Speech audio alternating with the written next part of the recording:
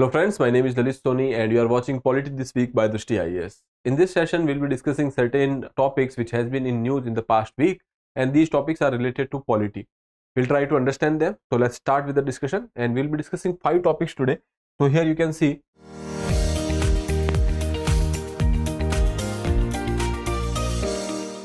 one nation, one election. You know that recently there was this high level committee which has given their recommendation with respect to one nation, one election, and the cabinet has approved them, or you can say accepted them, and now they will be going for the nationwide consensus building for that. Okay, so that is why one nation, one election was in news. So we'll be trying to discuss that, and then moving further, we'll be talking about the changing the name of the states. Recently, you know that the name of Port Blair has been changed to Sri Vijayapuram. Okay, so in that regard, that was the name of a capital of a island which has been actually changed. Okay, the capital of the Union Territory, that is Port Blair, and the name has been changed. But in this regard, we will be seeing that how the names of state can be changed. Okay, so we'll be looking at the constitutional provisions related to that. Okay, then moving further, early assembly elections in Delhi. You know that recently, after the, you can say, judgment of the court wherein bail was granted to the Chief Minister 𝐕𝐀𝐒 𝐏𝐫𝐞𝐥𝐢𝐬, and then it was said that he will not be able to go to the office, and he will only sign the files which are, you can say, at most important. Okay, so in considering that and considering the allegation, etc., he said that he will be resigning from the post, and then the he will go for the he will call for the early assembly elections in the Delhi. Okay, so he has resigned, and Mr. Atisi become the new chief minister, and we can say that he has asked for the early assembly elections. Now who will decide on the matter? Okay, so we will be talking about that. Now moving further, president's rule. Recently there was this talks with respect to Manipur. Why is that we don't have president's rule in Manipur till now? Because there are violence etc. which is prevailing over here. Okay, so in that regard, president rule has been in you can say in the news, so we'll be discussing that. Okay, then census in India. So basically recently our, you can say, Home Minister Amit Shah has said that they will go for the census you can say very soon. In that regard, the census was in news, and that is why we will be discussing the census, and we will also see why 2021 census was delayed and when it will happen. Okay, so let's start with the discussion. We'll start with the first topic, that is one nation, one election. Okay, I have told you the context that the high level committee's recommendation has been accepted by the central government. In that regard, we'll be talking about that. With the name, it is clear that one nation, one election. Okay, that means that when we are talking about the elections in India, you know that there are various timelines with which there are various kind of elections which are happening. If we talk about Lok Sabha, then we talk about the state assemblies.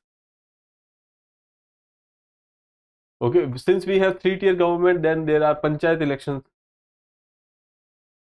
then there are municipalities elections. Okay, so all these elections are happening at very different timelines. Okay, because of which various resources are being actually underutilized, etc. So here you can see, if we talk about the Lok Sabha and assembly elections, this is the prerogative of the Election Commission of India. Okay, along with the president and the vice president's election. Okay, talking about panchayat and the municipalities, you know that there are state election commissions which are there, which will be going for the elections of panchayat and the municipalities.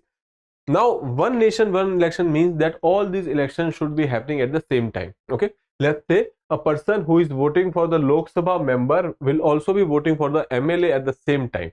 Okay, so that is what is the idea behind one nation, one election, so that all the timelines, let's say all the governments in the center as well as the states are forming at the same time, and they will have the same tenure. Okay, so that is what the idea behind this particular one nation, one election is.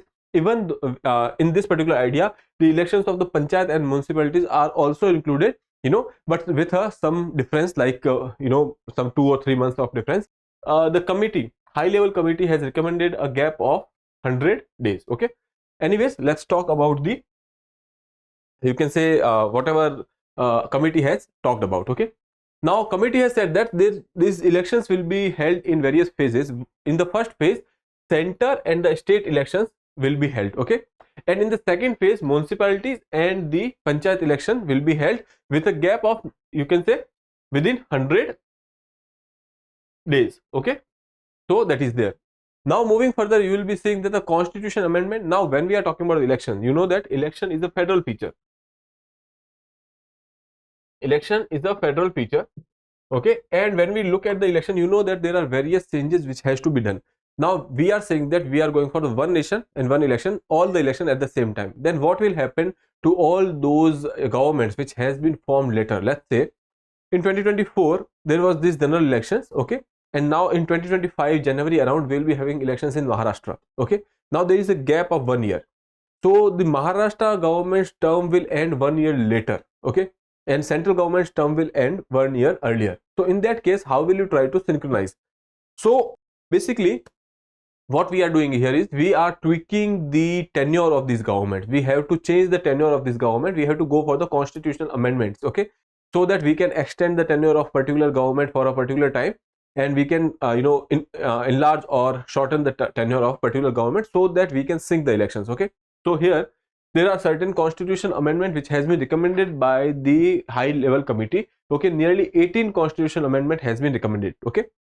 Here recommended the amendment to article 83. Article 83 is talking about the duration of the parliament, okay, and another amendment has been recommended in article 172, that is talking about the, you can say, duration of the state assemblies, okay. So basically in the duration they want to do some kind of tweaking so that the timeline can be synchronized, okay. Then it also proposed a common electoral roll need for the coordination between the election commission and the state election commission. When we are talking about the elections of the center and state, the election commission of India will take the cognizance of that. When we talk about the municipal and panchayat, so state election commission will be taking care of that. So considering the electoral roll, because the people are same, so they said that we can go for the common electoral roll as well, okay. Now what are the challenges? Now panel has recommended nearly 18 constitutional amendments, and most of them do not require the ratification by the state assemblies, okay. As we have seen that elections are a federal feature, because you are talking about the state elections of the state assemblies as well. Now since it's a federal feature, so you have to need to have a, you can say, requirement of the ratification by the 50% of the states, okay. But now the amendments which has been recommended by the high level committee, that do not require the, you can say, ratification by the state assembly. Now that is a challenge on which states might not agree, okay. Then second is, however, any constitutional amendment bill would require 2/3 of the majority, okay. That is the special majority which is required, that is 2/3 of the majority. Now when we are talking about the 2/3 of the majority, that is basically majority in Lok Sabha as well as Rajya Sabha, and that is separately, okay. So in the both houses you have to go for the passing of this particular bill. When we talk about Rajya Sabha is basically the, you can say, representation of the states only, okay. So that is there. So these are certain challenges which can be there. Now let's talk about one nation, one election. Some brief I would like to give you. The concept of one nation, one election envision the system in which all the states Lok Sabha elections must be held simultaneously, okay. So simply in the simple words, it is saying that all the elections are happening at the same time, okay.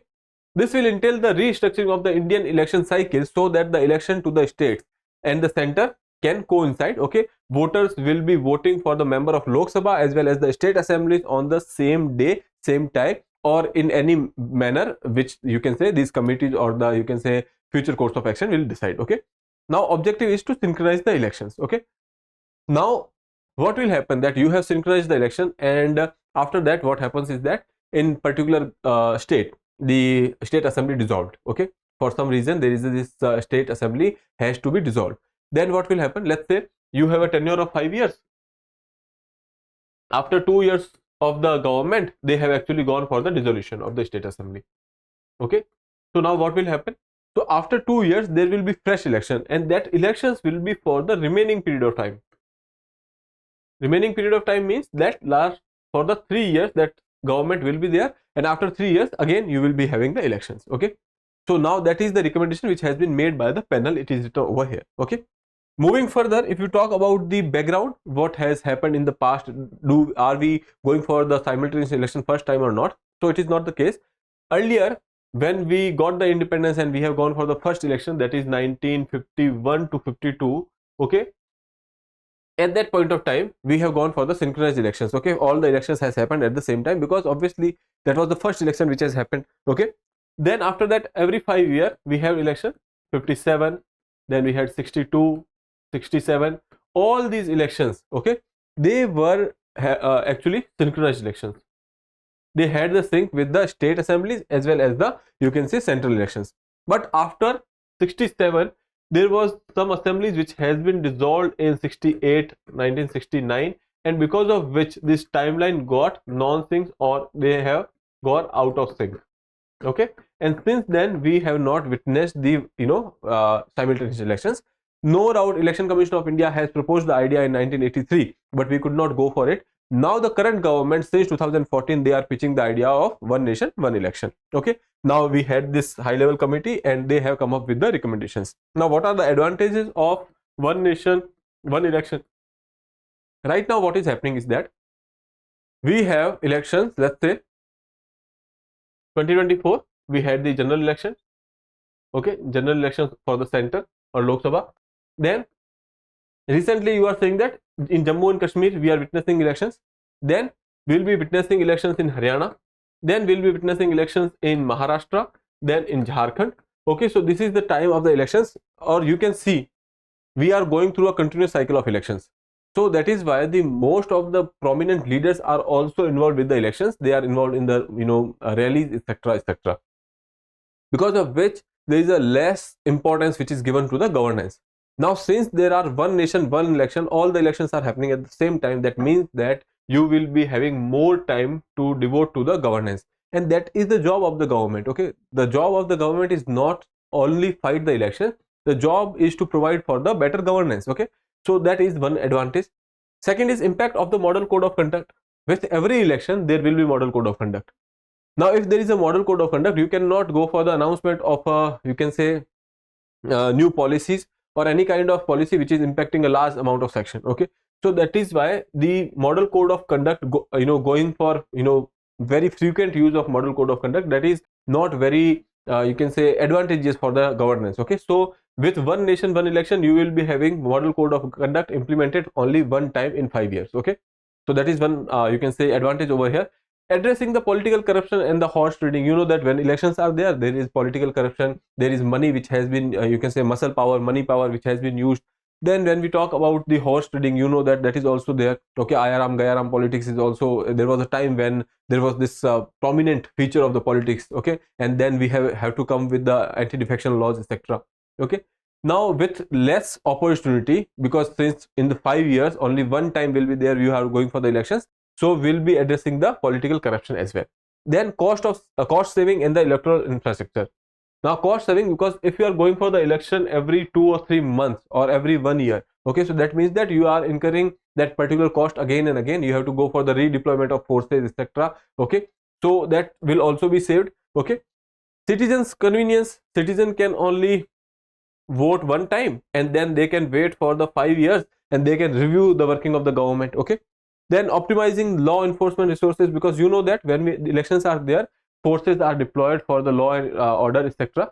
So that is also there. Now you will be able to optimize it, and whatever time that is saving for the forces, they can actually go for the training and the various exercises. Okay, moving further, what are the challenges? We have seen that there are various constitutional amendments which are required, so there are constitutional concerns as well. Okay, we are targeting a federal structure, and then if we are not asking the state for the ratification, then it can be a cause of concern between the states. Okay, so it can impact the federal structure of the country. Then moving further, mid tenure collapse. We have seen that what will happen once the state assembly, or you can say once your elections are synchronized, and after that there is a, you can say, dissolved assembly. So we have seen that the high level committee has given recommendation with respect to that as well. Okay, moving further, logistical challenges and implementing one nation, one election. Logistical challenges, because we are a very vast country with a very huge population.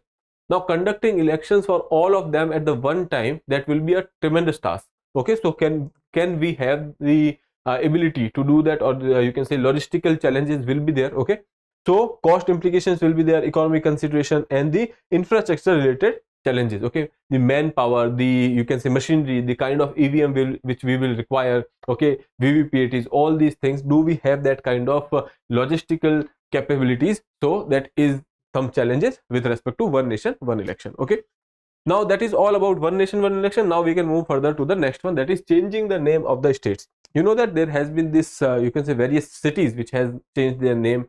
We have seen that there are recently Port Blair's name has been changed to Sri Vijayapuram. Okay, Port Blair, that is basically there in Andaman and Nicobar. Okay.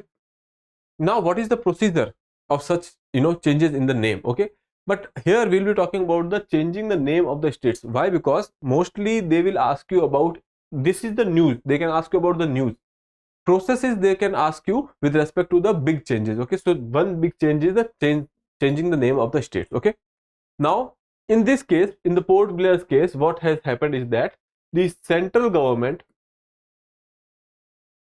has announced that they will be going for the name change of the Port Blair. Okay, why? Because it is a union territory. So if it is a union territory, that means that it is central government will have a control over that.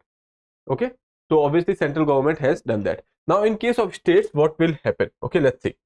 Now when we talk about the renaming of a state, the constitutional provision are given in the Article 3 of the Constitution. Okay, now when we talk about Article 3 of the Constitution, there are procedure which has been laid for the altering the area, boundaries or the name of the state. Okay, now see, Parliament has power to change the name of the state. Who has the power? Parliament. Now in case of states also, state has to initiate the process. If the state wants to initiate the process, they have to come up with a resolution to that effect. Okay, now that will be sent to the Parliament. Then if we are talking about the Parliament with the permission of the President, they can also come up with the bill in the Parliament. Okay, now the Constitution of India gives the Parliament power to alter the name of the states under Article 3. We have seen what is Article 3. Process of renaming the state can be initiated by either the Parliament or the State Assembly. Okay, both of them can initiate the process. They have to come up with a resolution to that particular effect. Okay, now the state legislature sends the proposal in the form of a resolution to the central government. Now they came up with the proposal and then they will send a resolution to the central government. In case of the Parliament, you can say the particular person who is introducing the bill, okay, with the permission of the President, government can go for presenting this particular bill in the Parliament. Okay, in Parliament, bill cannot be presented without the recommendation from the President. Okay, so that is an essential feature in which you will find recommendation which is mandatory. Now states which are going to get affected, now let's say if we talk about recently you must have heard about the Kerala want to change the name. Okay, now if they initiate the procedure, okay, so they will go for a resolution. That resolution will be sent to the central government.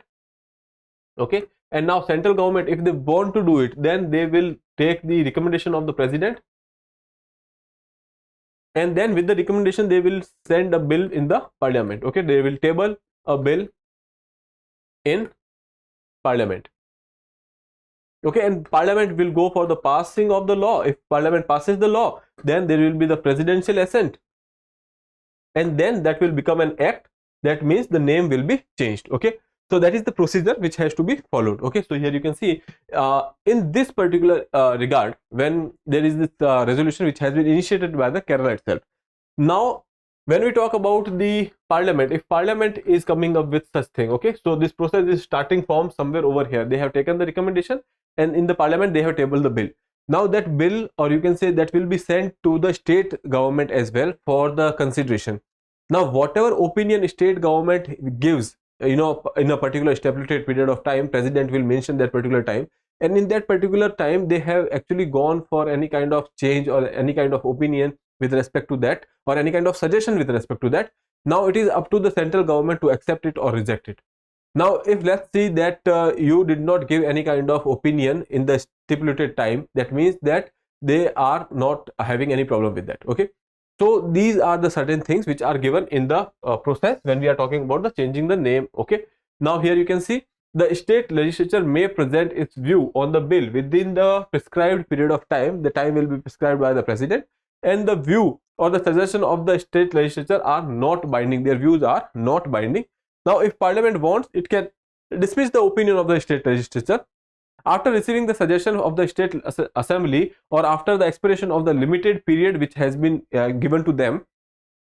Bill goes back to the Parliament. Now bill when goes back to the Parliament, there will be deliberation on the bill, and then there will be a process of voting and passage of the bill. Once bill is passed, then president's assent will be you can say taken, and then the name will be changed. Okay, I hope that is clear. So that is the procedure.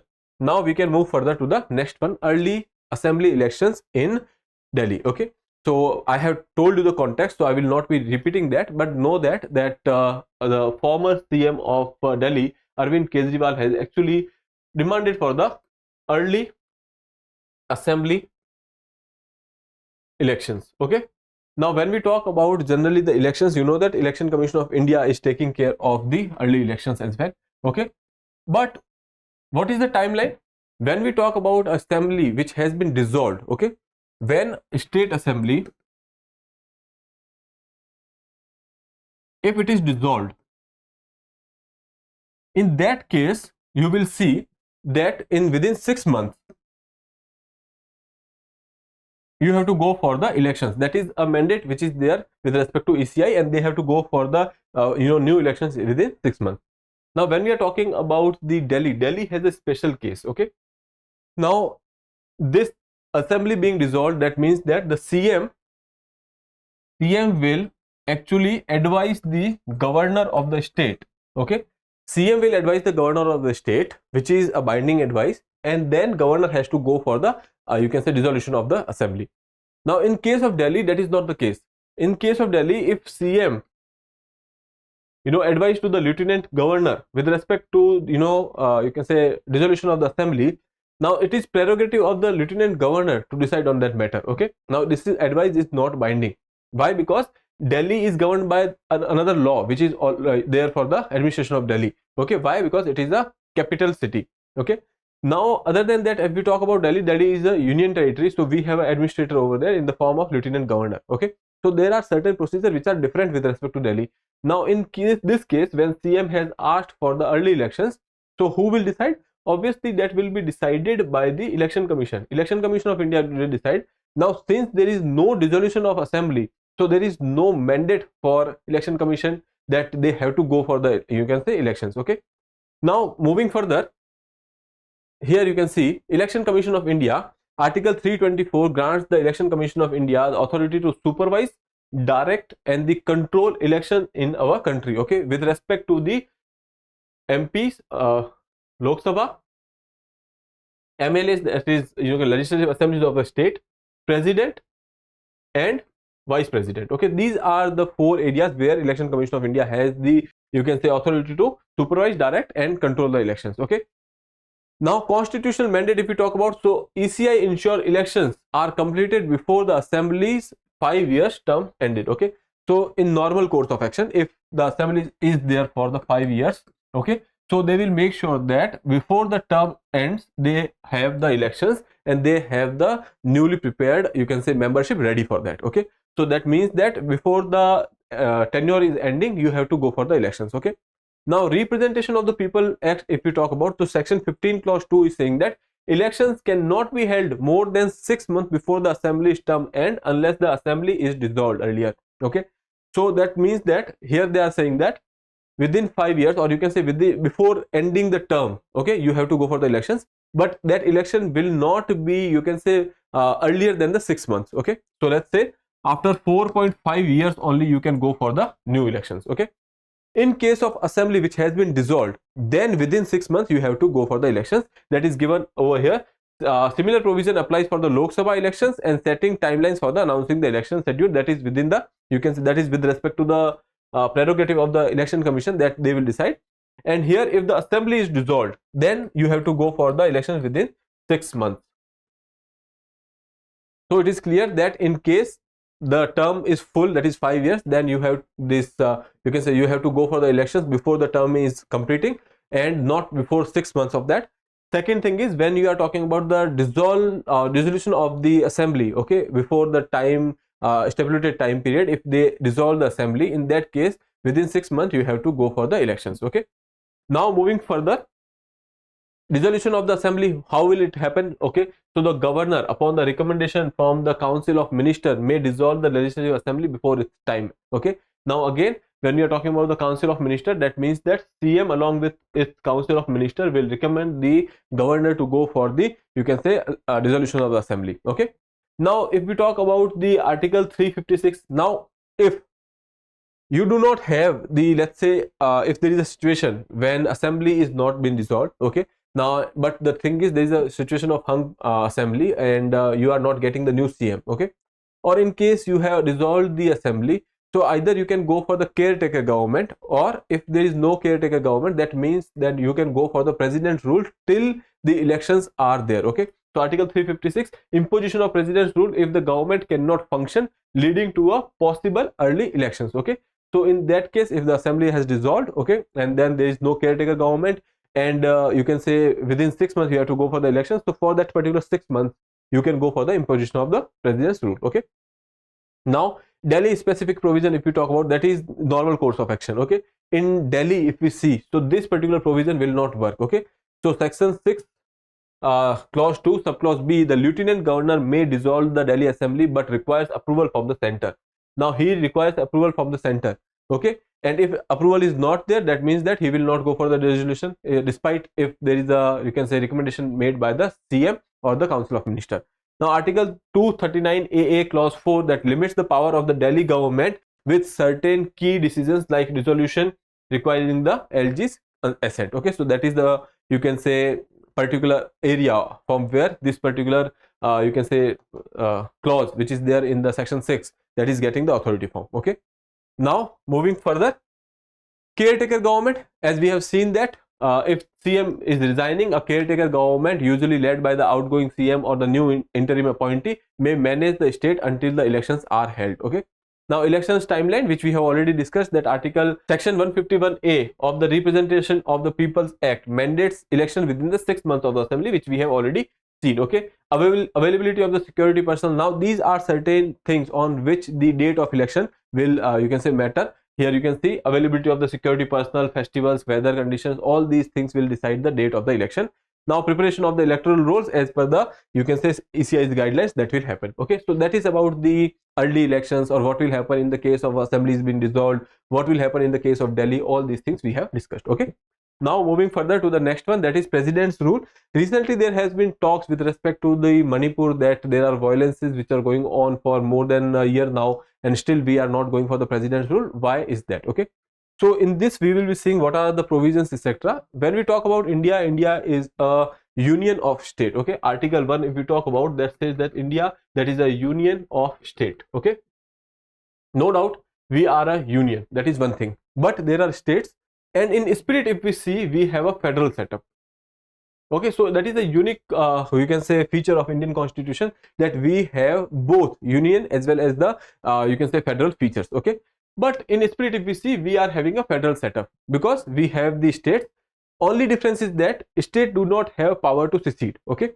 Now India is a federation with the government at the center and the government at the states, okay. 7th schedule of the Indian constitution, that is talking about the division of power, distribution of power between union and states. You know that we have in the 7th schedule, we have 3 lists, okay. One is your union list, second is your state list, third is concurrent list, okay.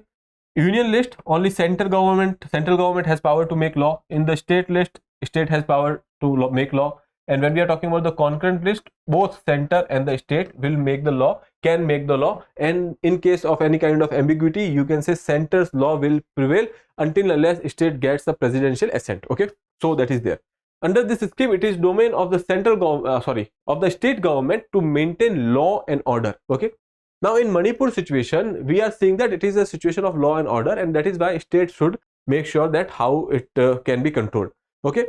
Now there is this different article which are given in the constitution with respect to the emergency provisions, okay. So article 355 is there, okay, and article 356 is there. When we talk about the article 355, it is saying that it is the duty of the center government to make sure that the, you can say, administration in the states is going as per the law and order and as per the constitutional machinery, okay. Now that is a duty which has been put on the, you can say, central government with respect to the states. Now if this duty is not fulfilled, or let's say if because of certain reason center is not able to, you can say, make sure that the constitutional machinery is intact in the center, in that case article 356 will be invoked. That is basically your president's rule, okay. But the thing is, first you have to go for this particular thing. You have to make sure that all the resources which are available under Article 355 are exhausted, and now you have no option but to go for the president's rule. Okay. Now Article 355 imposes a duty on the center to protect every state from external aggressions as well as the internal disturbances. Okay, so these are the two places where you have to support the state. It also specifies that the center should ensure that every state government operates according to the constitution. Okay, so as per the constitution, states should work. If it is not working as per the constitution, or you can say any kind of direction which has been given by the central government and they are not following it, in that case you can go for the Article 356, that is basically your president's rule. It allows for the imposition of the president's rule if a state government cannot function in accordance with the constitution. Okay, now this enables the center to step in when the state's constitutional machinery fails. Okay, so that is the emergency provision which has been given in the you can say our constitution.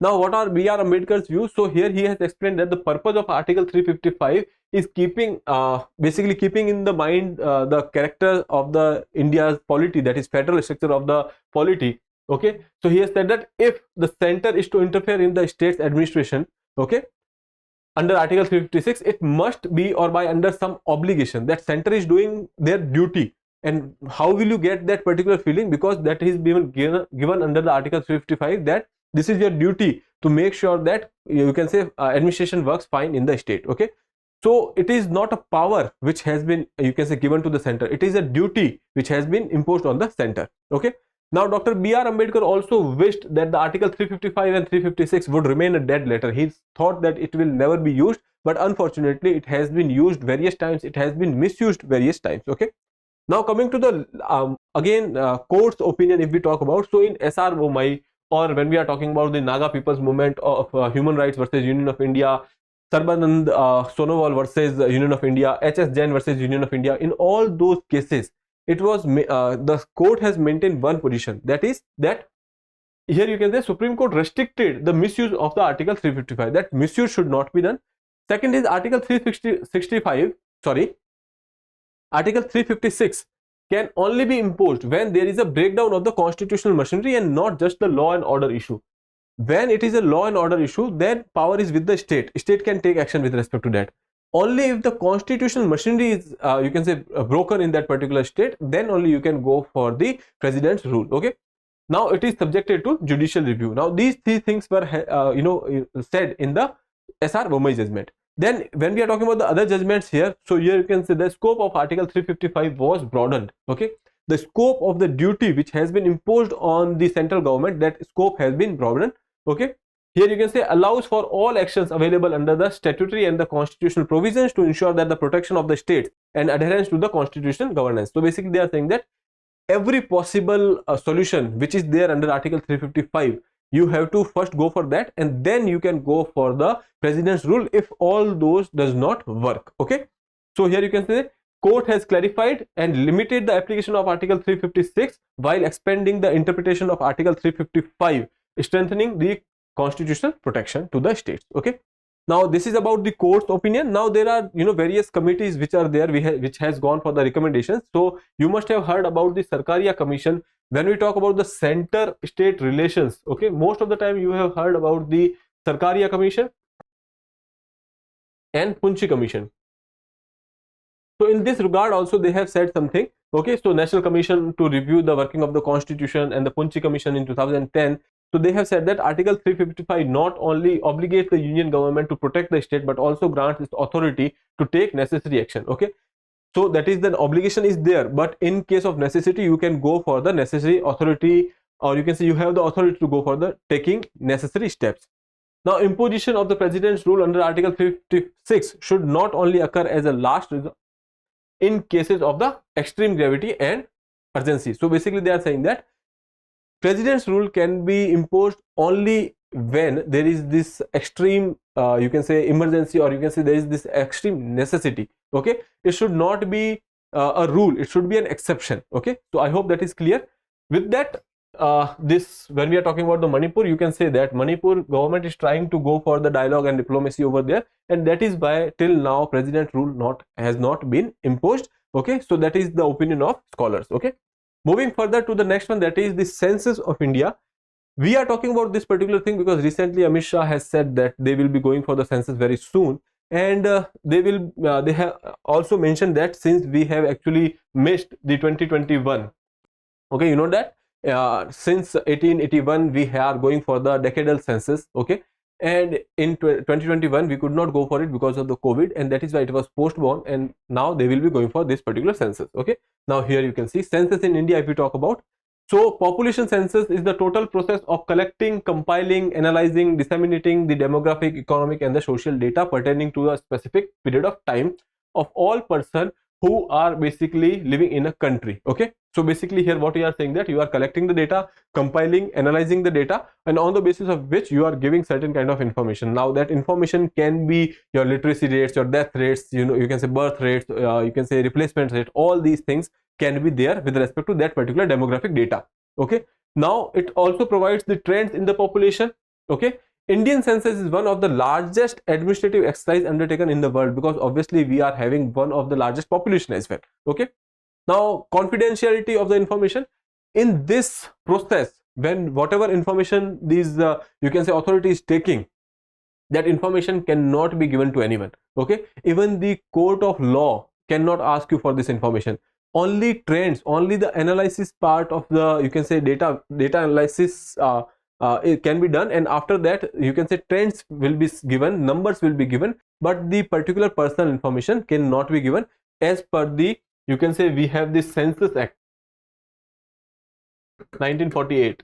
Okay, as per that particular act there is this confidentiality clause which is mentioned. Okay, moving further, here you will be seeing the nodal ministry that is being conducted by the Home Affairs. We have this Office of Registrar General and the Census Commissioner, okay, under the Home Ministry. Now legal and the constitutional backing, as I told you, there is this act, Census Act 1948. This bill was actually propagated by our you can say then Home Minister Sardar Vallabhbhai Patel. Okay, the population census is a union subject under serial number 69. Okay, so you can remember that under article 246 of the Indian Constitution. So there are certain things, article 246 entry number 69 of the, you can say, union list, that is basically your census. Okay, moving further, here if we talk about the census in India so far, so for the first time if we look at, so in the Mauryan dynasty, the Arthashastra talks about the census. Okay, so first conducted in Mauryan Empire, okay, that was long back, and then after that first non-synchronized census which has happened under the Governor General Lord Mayo, okay, in 1872. We can say that the first kind of the, you can say, overall census which has happened in 1872, but that was not synchronized. Okay, first synchronized census happened in 1881. Here you can see the first synchronized census was taken under British rule in 1881, and then after 1881 we have gone for the decadal census till 2011. Last census has happened in 2011, but when we are talking about the COVID, because of the COVID in 2021 we could not go for the census, and now we will be going for the next census in, you can say, upcoming time. Okay, so 16th census, that is basically 2021 census 2021 was postponed owing to the outbreak of the COVID pandemic. However, it will be the first digital census. Now this is something which you can remember, that it will be the first digital census with a provision for the self enumeration. You can directly go for the self enumeration. You don't have to wait for the officers to come to your place. Okay, now it is for the first time that information of the household headed by a person from the transgender community and the members living in the family will be collected. Okay, so basically when we are talking about the earlier census, we only had two columns, one for male and one for the female. Now this time we will be having a third gender, or you can say transgender column as well. Okay, so that is about the census which we have discussed. So we have discussed all the topics for the today's discussion. Now there will be a small quiz for you. So I'll be reciting the question and then you have to answer them in the comment box. Okay, now question number 1, who headed the high level committee on the One Nation One Election? Narendra Modi, Amit Shah, Ramnath Kovind and Rajnath Singh. So you can read the question and answer to me in the comment box. Okay, moving further, question number 2, under which article of the Indian Constitution can the name of the state be changed? Article 1, Article 2, Article 3, Article 4. Very easy question. Now question number 3, what is the primary purpose of Article 239 AA clause 1? to grant special status to Delhi government, to establish Delhi as a union territory, to create a separate judiciary for Delhi, to provide Delhi with a legislative assembly elected by the direct elections. Okay. Moving further, question number 4. During president's rule, who exercised the power of the state government? The governor, the president, the prime minister, the chief justice of India. Okay. Now last one, that is question number 5. Which government agency conducts the census in India? Election Commission, Reserve Bank of India, Registrar General and the Census Commissioner of India, Ministry of Home Affairs. Okay, so this is the question which you have to attempt in the answer me in the comment box. Okay, so with that we would end this video, and I'll see you in the next episode. Till then, have a good day. Thank you, and if you have not subscribed the channel, please subscribe it. Have a nice day.